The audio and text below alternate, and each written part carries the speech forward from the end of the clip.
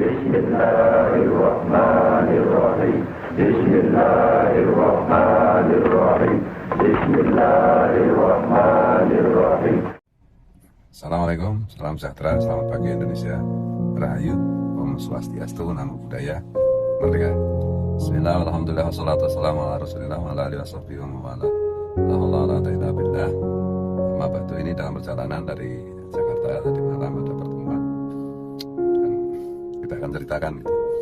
Pada awalnya itu saya dan kawan-kawan, diantaranya Ki Imat, Bagus Mogi, Gus Fakih, Gus Abbas, dan yang lain-lain itu, Mufid, itu kan kita menganut apa yang disebut dengan keberlanjutan, kesinambungan itu di dalam ikhtiar untuk memperbaiki dan meningkatkan harkat dan martabat bangsa dan negara kita Indonesia. Ya, pada awalnya kami dalam tanda petik itu tidak terlalu memikirkan dunia politik karena kita sadar bahwa kita sedang memperjuangkan sesuatu yang jauh lebih penting, lebih mendasar, yaitu mengenai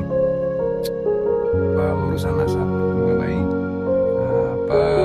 pemalsuan nasab yang dilakukan oleh para Habib keturunan imigran Yaman yang mengaku-ngaku sebagai keturunan Nabi, padahal menurut kajian ilmu kitab nasab, ilmu DNA maupun yang lain-lain itu nyata-nyata terbukti tak terbantahkan mereka itu Habib-Habib keturunan imigran Yaman yang dibawa oleh VOC itu nyata-nyata bukan keturunan Rasulullah, dan pengakuan atau klaim mereka sebagai keturunan Rasulullah SAW itu mengakibatkan banyak bencana bagi bangsa dan negara kita. Salah satunya mungkin peristiwa 212 kalau terjadi di dunia politik, juga yang lain-lain gitu. Dan intinya semua teman-teman pasti sudah tahu apa itu klaim itu berbahaya untuk apa itu 4 pilar kebangsaan kita, yaitu NKRI, Pancasila, Bhinneka Tunggal Ika, dan Undang-Undang Dasar 45. Nah, karena kami sedang sibuk berurusan atau memperjuangkan sesuatu yang sangat mendasar, maka kami merasa bahwa kita tidak akan cawe-cawe di dunia politik gitu. Dan kita juga percaya bahwa pada akhirnya nanti, karena kita alirannya adalah kesinambungan, nanti apa yang sudah dikerjakan yang baik-baik, yang luar biasa prestasi-prestasi Pak Jokowi itu, ya, kita yakin bahwa itu akan dilanjutkan oleh Pak Ganjar Pranowo gitu. Namun demikian, kemudian ada serangkaian peristiwa di dunia politik seperti viralnya lagu Tanganku dari MK dan yang lain-lain gitu. Dan kemudian juga realitas bahwa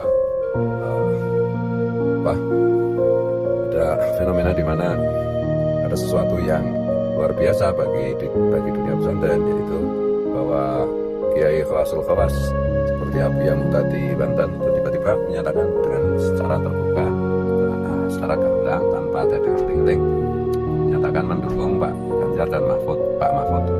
Bahkan setelah dikunjungi oleh Gibran itu, Abu yang tadi tetap menyampaikan bahwa meskipun dikunjungi Gibran, beliau tetap mendukung Pak Ganjar dan Pak Mahfud sebagai Presiden Indonesia mulai tahun 2024. Kemudian juga ada secara khusus, secara pribadi itu punya itu Hannah binti Waliullah Mbah Ilhar atau Jamal itu juga menyampaikan berita kepada istri saya bahwa beliau secara spiritual itu yang sudah terkenal, dan itu secara faktual maupun secara akademik, pengalaman spiritual beliau itu terbukti nyata dan terkonfirmasi. Beliau secara spiritual itu mendapatkan perintah dari Mbak Nabidir untuk mendukung Pak Ganjar dan Pak Mahfud.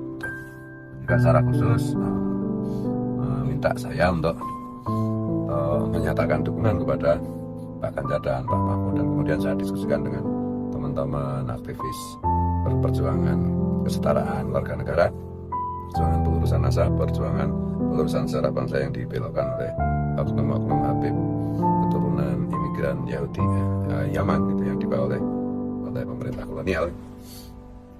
Kita diskusikan, dan tentu saja sejak awal memang kita kan awalnya itu kan memang tidak ingin cawe-cawe di dunia politik, karena kita khawatir bahwa kita akan di framing, difitnah sedemikian rupa, dan sebagaimana sudah ada indikasi-indikasinya, kalau kita terjun di dunia politik maka kita akan dicap bahwa oh ternyata selama ini gerakannya adalah gerakan politik, bukan gerakan meluruskan sesuatu yang bengkok untuk segala macam risiko, dan itu akan bisa kami terima. Namun demikian, ketika melihat realitas kenyataan yang sedemikian rupa, maka kami memutuskan untuk menyatakan secara terbuka mendukung pasangan Pak Ganjar dan Pak Mahfud dengan berbagai pertimbangan, karena itu tadi di dalam tradisi pesantren itu contoh yang diberikan oleh kelompok khawasul khawas seperti Habibie Muhtadi dan juga Nyai Nurhana, itu mestilah kami sebagai kiai yang senior itu harus menindaklanjuti dan ngestak dawuh gitu. Jadi apa yang beliau perintahkan berdasarkan pengalaman situal yang selama ini memang terbukti terkonfirmasi secara nyata. Maka kami dengan mantap, dengan tegas memutuskan untuk mendukung pasangan Ganjar Mahfud, Pak Ganjar dan Pak Mahfud. Dan juga di samping itu ada situasi di mana kami merasa harus cawe-cawe untuk Pak Ganjar dan Pak Mahfud, karena ada khawatiran kalau Pak Ganjar dan Pak Mahfud itu dalam kontestasi Pilpres ini tidak memenangkan kontestasi, itu tentu isu-isu tentang demokrasi, tentang etik, tentang macam-macam itu bisa menjadi semacam gerakan seperti 98 gitu. Dan karena itu kita mendukung Pak Ganjar dan Pak Mahfud dalam rangka menyelamatkan bangsa dan negara kita, dalam rangka melanjutkan keberlanjutan atau kesinambungan apa yang sudah dilakukan oleh Pak Jokowi gitu, dan juga mengoreksi yang kurang dari apa yang selama 9 tahun atau 10 tahun nanti yang dilakukan oleh Pak Jokowi. Itu tentu saja yang paling utama, yang paling menonjol, paling tampak itu adalah isu hukum. Dan kebetulan Pak Ganjar berpasangan dengan Pak Mahfud. Nah, Pak Mahfud sebagaimana kita ketahui itu luar biasa kan, jejak rekam maupun track record beliau di dalam dunia hukum dan politik bagi negara kita, dan kita percaya penuh bahwa dia pasti akan bisa menuntaskan banyak persoalan hukum yang selama pemerintahan Pak Jokowi ini kedodoran gitu. Dan untuk dengan segala macam risiko kami akan dituduh begini dan begitu, tetapi demi bangsa dan negara apapun akan kami berikan, karena demi bangsa dan demi negara itu artinya sama dengan demi iman dan agama yang kami yakini gitu. Nah, yaitu tadi khulwatun minal iman, dan kita percaya bahwa kombinasi sejak dulu itu nasionalis dan nahdien adalah formula yang utama dan pilar utama di dalam menjaga kebinekaan, menjaga keharmonisan berbangsa dan bernegara, menjaga Pancasila, Undang-Undang Dasar 45, Bhinneka Tunggal Ika. Jadi formula itu kami yakini dan selama ini terbukti. Dan ya, apalagi di kubu sebelah juga ada beberapa orang yang memakai baju dan tanda petik baju ulama gitu, mengaku-ngaku ulama, tapi melakukan langkah-langkah politis yang bertentangan dengan hati nurani, yang bertentangan dengan etika demokrasi gitu. Dan jangan sepelekan soal etika ya, soal etis tidak etis itu ya.